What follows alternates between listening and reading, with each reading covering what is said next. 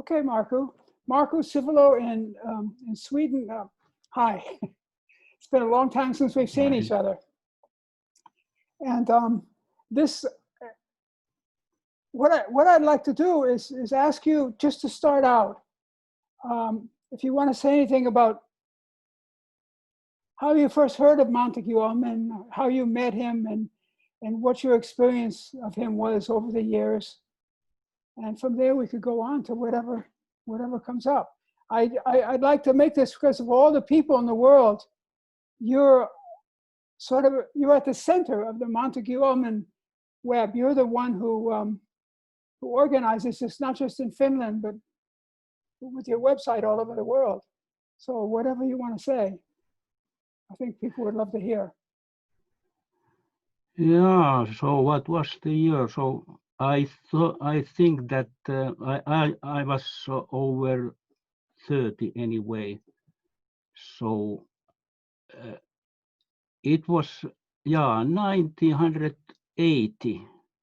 Yeah, I was 35-year old and I saw Monte first time in northern Sweden, where I served as a doctor.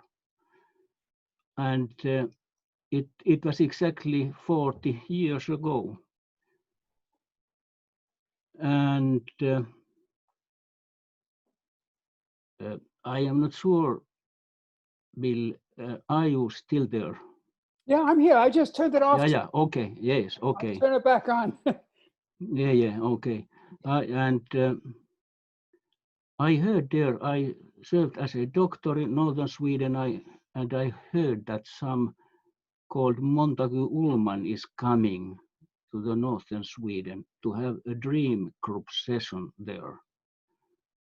And I asked my colleagues, what is that man's profession? And they said, a psychoanalyst. And I said, no thanks, I'm not coming. Because I thought that I cannot bear that psychoanalyst idiocy way, how they fantasize about penises and vaginas. Okay, I said no thanks, but they managed to persuade me at last. And then the day came for my first dream group I've ever been. And it was 1980. Monte was leading the group.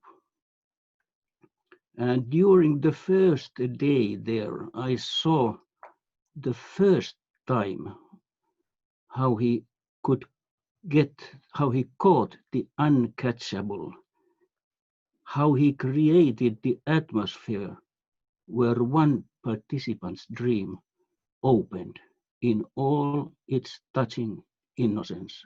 That was the first time I saw dream opening.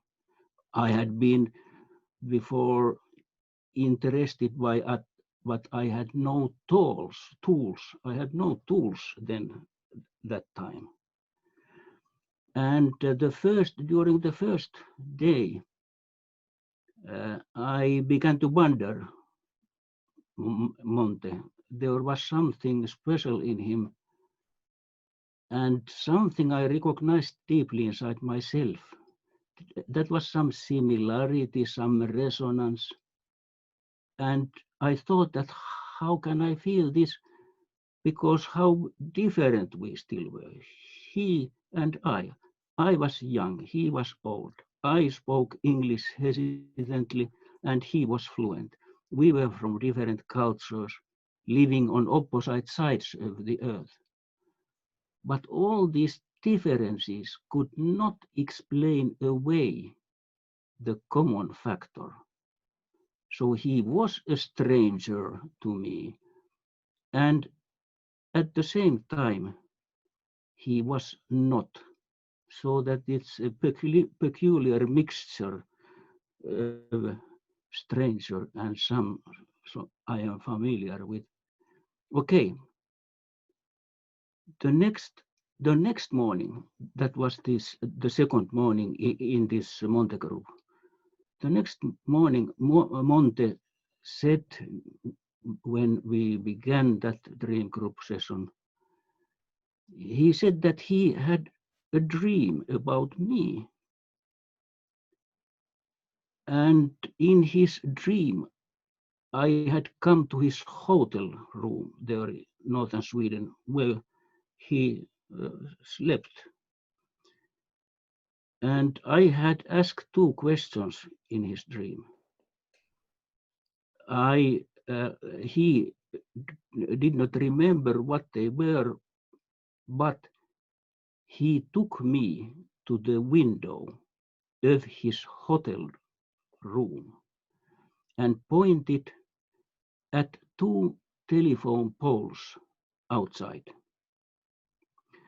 And he said to me, if you understand why those telephone poles are just there and nowhere else, you have received the answer to your questions. And Monte said, that was Monte's dream. And when he told that, that was the turning point for me, turning point with no return back. Then dreams grabbed me because the dream, it has never happened before and after. When that dream immediately opened to me, it was an emotional flash.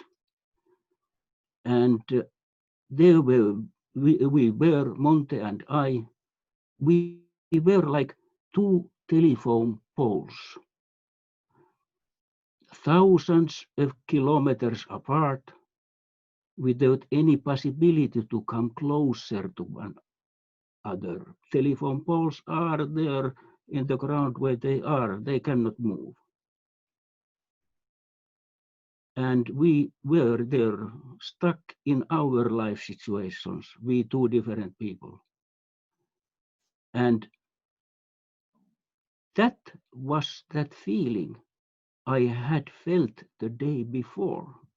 Monte's dream was a fantastic metaphor about all those feelings I had felt towards Monte the previous day. So it was a pictorial presentation to me what I have thought about him. And there were the most important thing here is, but telephone poles cannot move. But between two poles, there was an electrical unifying current. And it was exactly I had felt about him the day before. That unifying current, which was so odd with that old man from America. And so it was so big experience for me that my interest has never waned after that. I have now worked with dreams 40 years, and it has been that interest, that fantastic feeling how our humanity, how we can see the real persons inside us. But there were some act of this dream which was played 20 years later after that meeting with Monte in Sweden. And I had been busy for some months building up Monte's website, scanning hundreds of pages of material which Monte kept sending to me by fax. One night, my wife said, now the dream has really come true.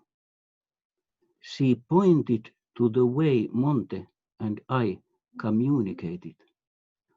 We, Monte and I, we were now the two telephone poles. There again, the connective current of faxes flowing through the telephone lines between us, now across the world, the whole world.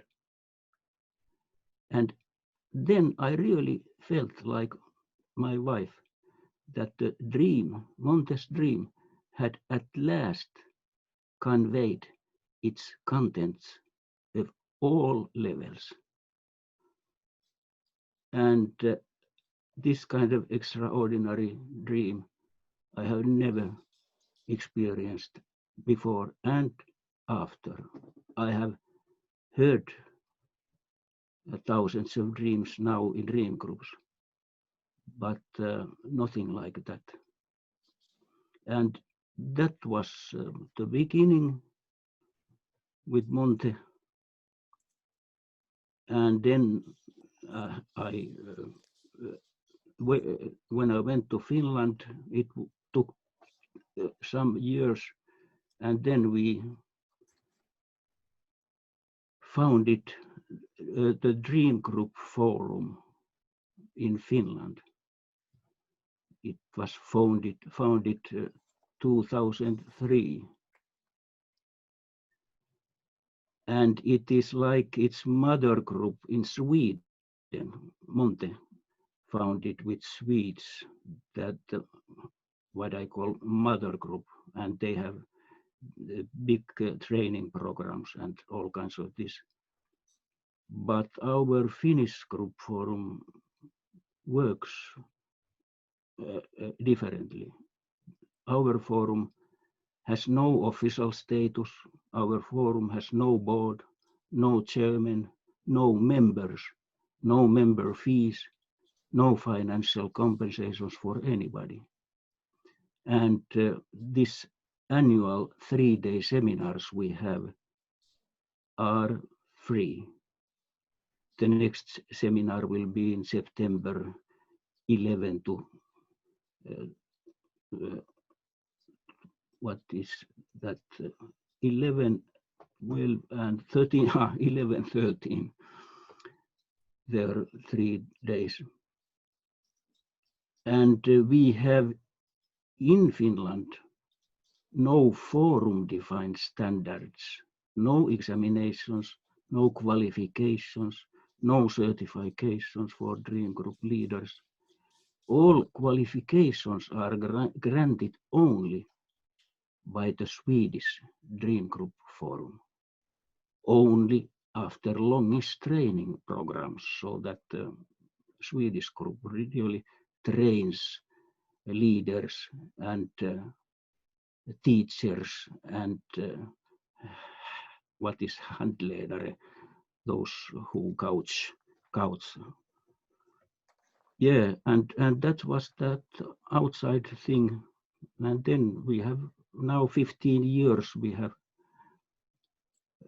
been in some fantastic community where this happens every year.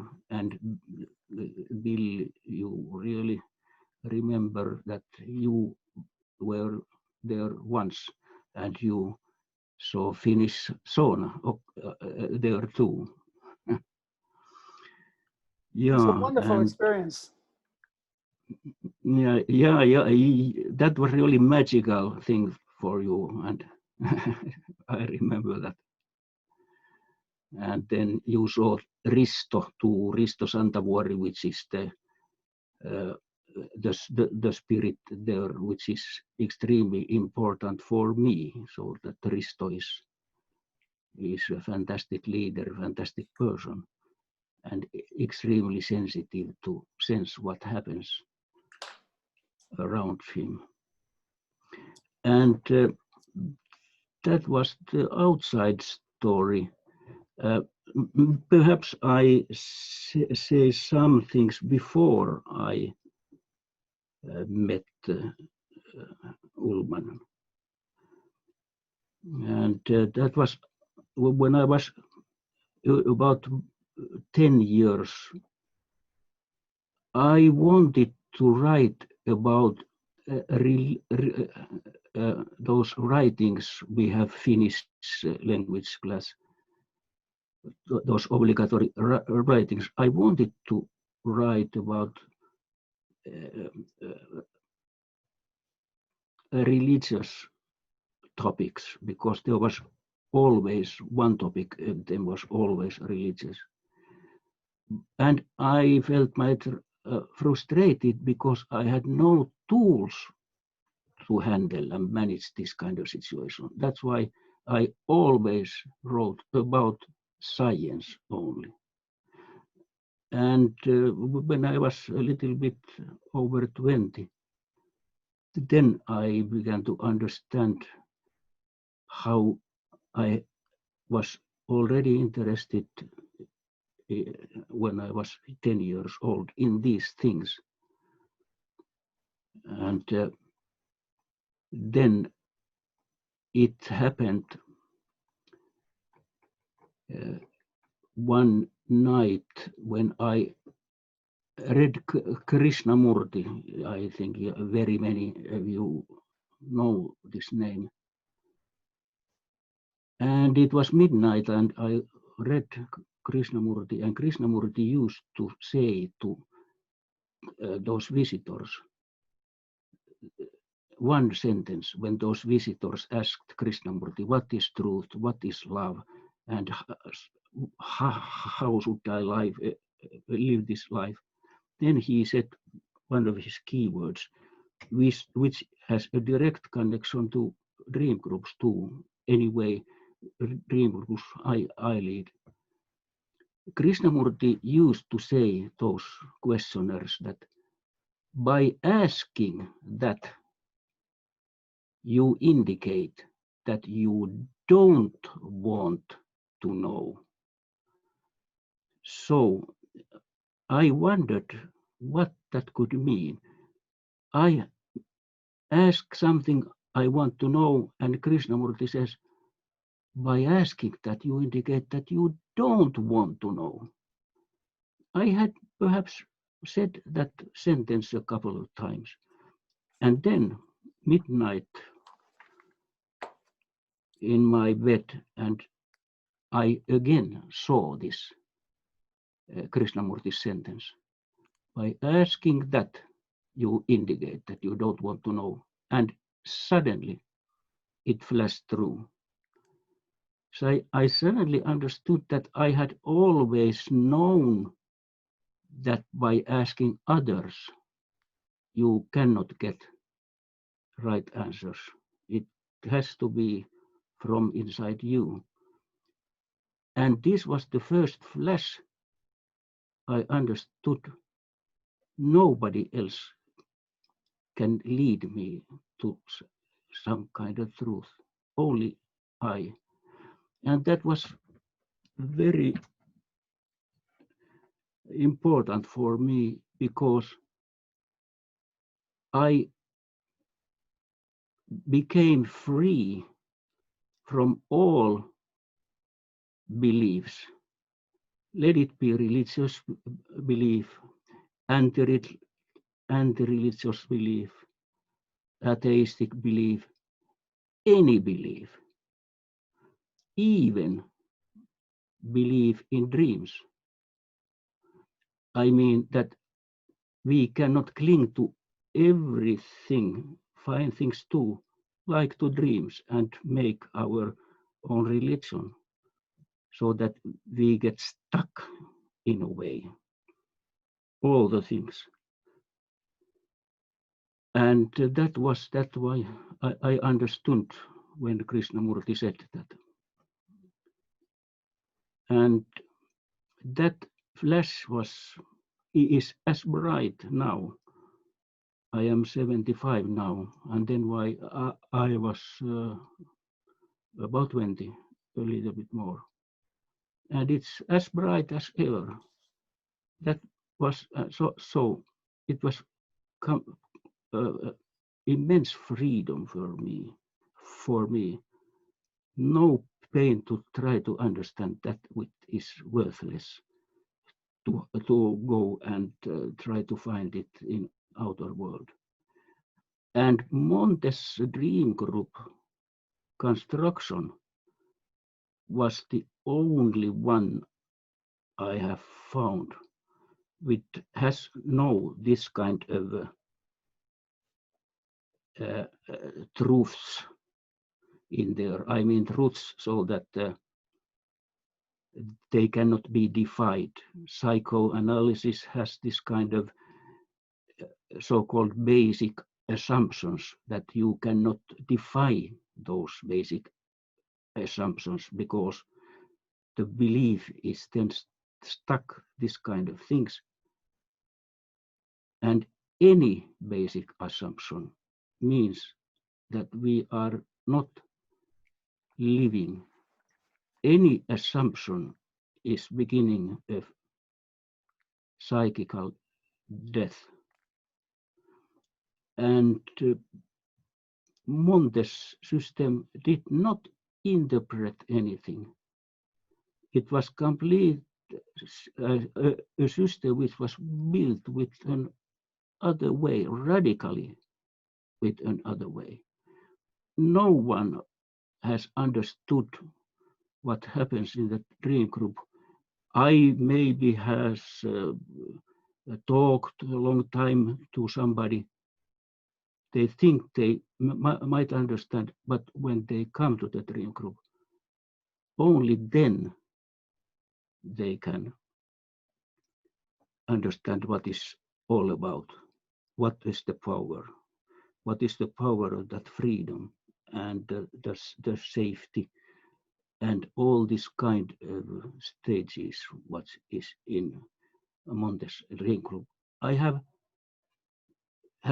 not changed anything in this dream group process, outward process. Every stage is so fantastically carved, made, so that it really is possible for anybody to begin to use it. It's not only for professionals, and for professionals it is harder. Those I have had all kinds of psychotherapists in these dream groups and saw their astonishment when they understand how fantastic living system that is. And there have been those therapists who have said to me that one session in Montes group has gone deeper than even many years psychotherapy. It of course does not happen every time, but it's the most powerful way to get near other people, most powerful way to be in that atmosphere which I call yhteisen ihmisyyden tila, the common space for united humanity. There we can see behind our masks how similar we are, how there are some always the same things behind our masks.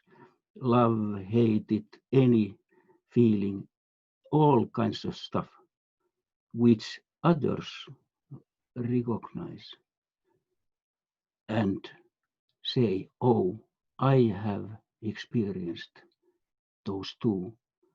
And that is the common humanity which unites us. The dream unites us so fast. It's that in magic powder whose which does that we come so near each other. And for me, it has been a very important. Therapy is not a very good word, but it has been very therapeutic. I have been always, and I still am, a person who has operated with intelligence, analysis, definitions, science. And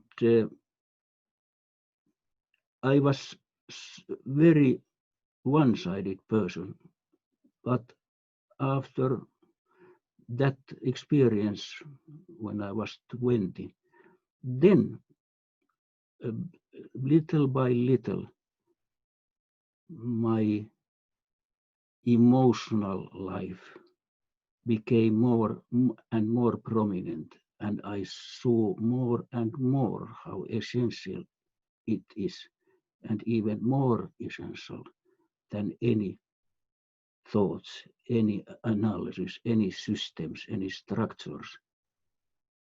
And in Montes dream groups, the life flows without any analytical blocks. It's a living thing.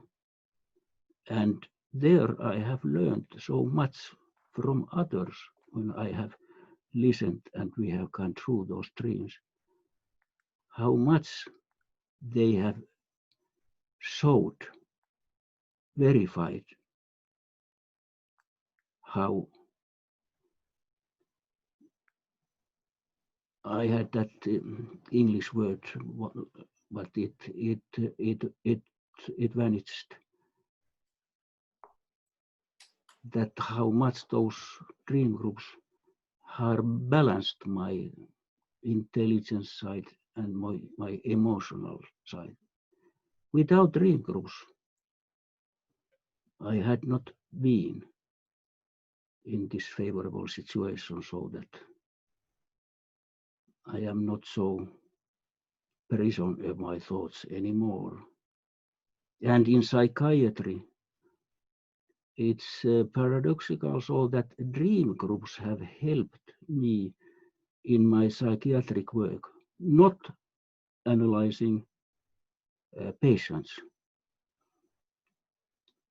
But when I saw how we get answers from life when we try not to push our daytime consciousness, but listen to the world, listen to the dream, and see. And then when we listen, it begins to live. And it was much easier for me to communicate with difficult patients. So I did not have to think about diagnosis and how I divide it and so on. It was only to listen. And the patient took the lead and told, when the patient saw that I was listening, he or she showed all the way to himself, to herself. And it was just listening. And the story unfolds. And that's not really the common way to meet patients. Of course, I wrote prescriptions and I wrote those papers so that the patient was robbed away his freedom, and we took to the hospital behind locked doors. Of course, it was that kind of things, but well, they are that everyday psychiatry necessity with destructive people who attack others and so on. But there, so that no psychiatric thing, no psychiatric theories, no psychiatric methods have been so fruitful than that what I have learned so thousands of hours in dream groups. And it's a fantastic resource for me. Hey, patient leads me to there what I want to go. And that's like that it has covered these dreams, my professional life and my private life. Now I have been retired many years already, but I am still active with dream groups and writing about dreams and being active, and I as much as ever love those groups, love when a human being in its pure innocence sits inside all like masks and see that the sincerity, the innocence of what we are here inside, that is a real power, that is a real energy giving, that has strengthened my belief in the good part of people, how impossible they might be, but there is always inside something which has been only broken, and dreams can show that part most clearly. Any other way I have not seen so deep what it is to be human. That was my personal things, and I like to say some key words which are important to me, and it's not knowing and unlearning. And examples are, I read 3 examples. Carl Gustav Jung said that it's so difficult to understand a dream. For a long time I have made a rule that I say to myself, I have no idea what this dream means. After that I can begin to examine the dream. Confucius, says it finally, he says, real knowledge is to know the extent of one's own ignorance. It's unlearning, it's not knowing. Not knowing its life itself in its multiplicity. Knowing is psychological death and withering. If we think we know, we don't know anything for sure in this life. And Nobel Prize laureate Barry Marshall, it was in the beginning of the 2000 and something, it was maybe 2003, that Barry Marshall was there is lesson to learn, because Barry Marshall found the cause of Helicobacterium, which destroys stomach gets acid there, and that scientific world then were sure that they know it is something else. They did not know it was bacteria, and but that Barry Marshall was the only one who knew that he did not know, and he made even an experiment with himself. He drank to those bacteria to prove his point, and it was a fantastic success. That sickness, almost everybody was helped with that Marshall's, and he was a Nobel laureate, and he said in his speech that the greatest obstacle to knowledge is not ignorance, it's the illusion of knowledge. And that illusion of knowledge is in the Western societies, it's that kind of mental sickness, I would like to say.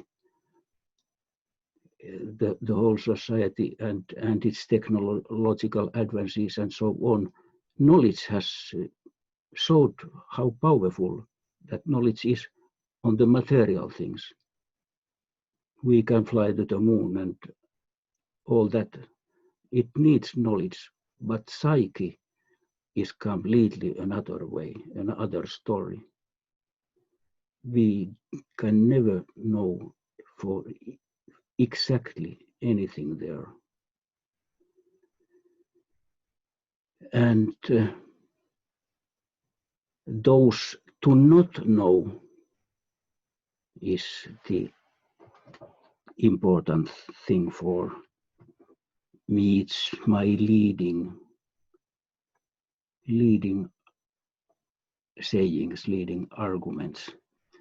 Now I test one thing. So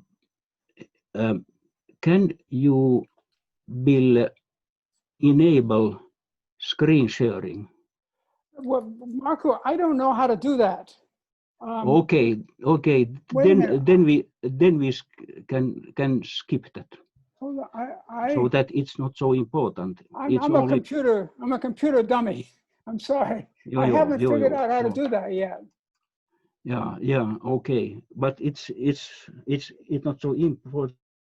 But it's a handy thing when you find that how it was done. It's one click, and then you can show to others anything what's on your screen, and it's a handy thing in some situations. I saw this book only manually then, so you can see. Well, thank you for showing us that. What? Thank you so much for showing us that. And I underlined that understanding dreams, the gateway to dreams without dream interpretation. Without dream interpretation.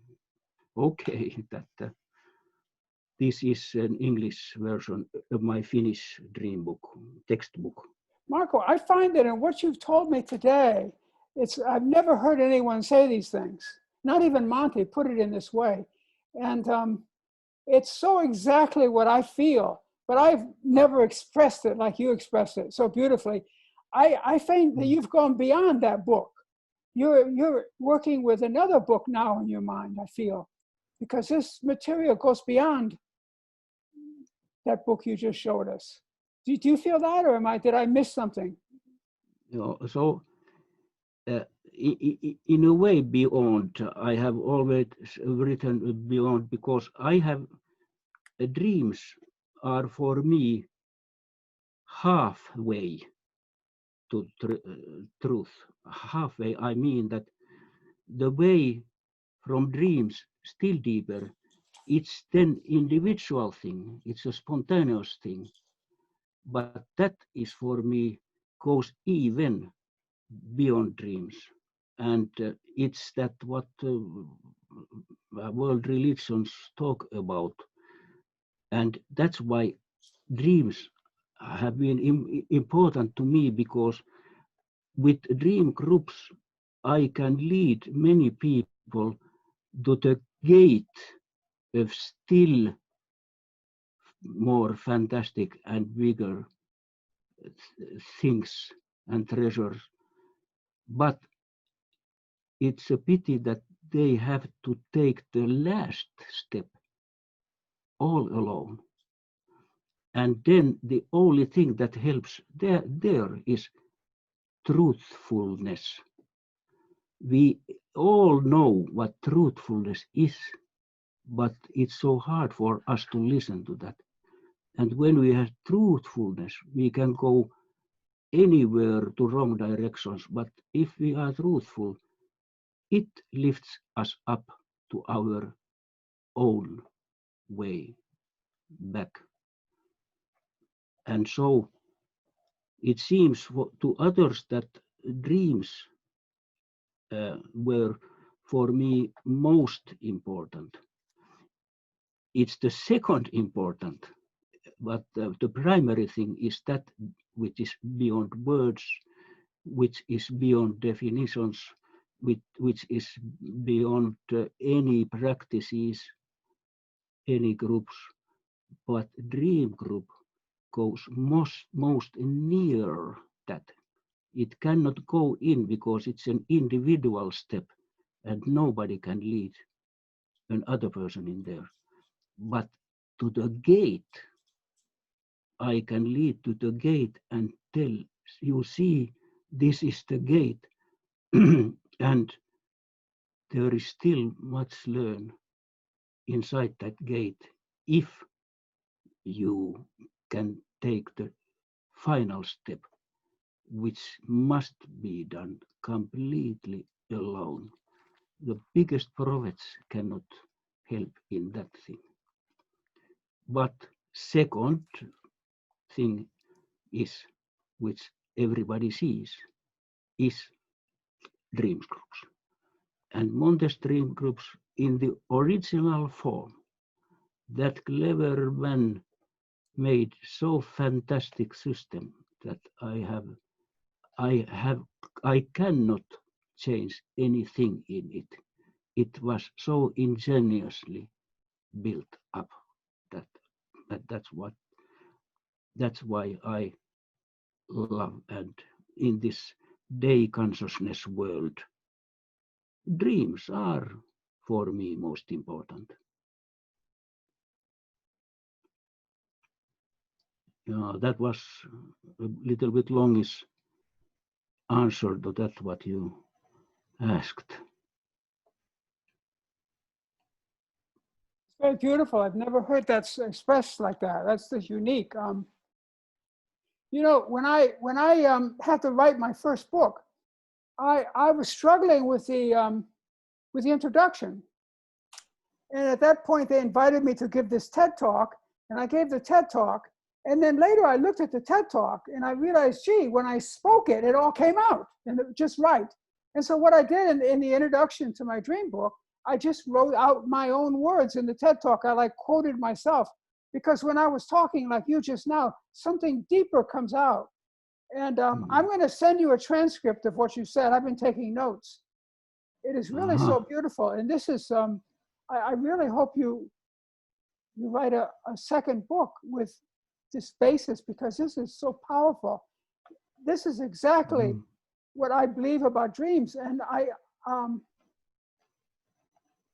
like you, I really do connect them with walking through that door, that gate, like the religious flash.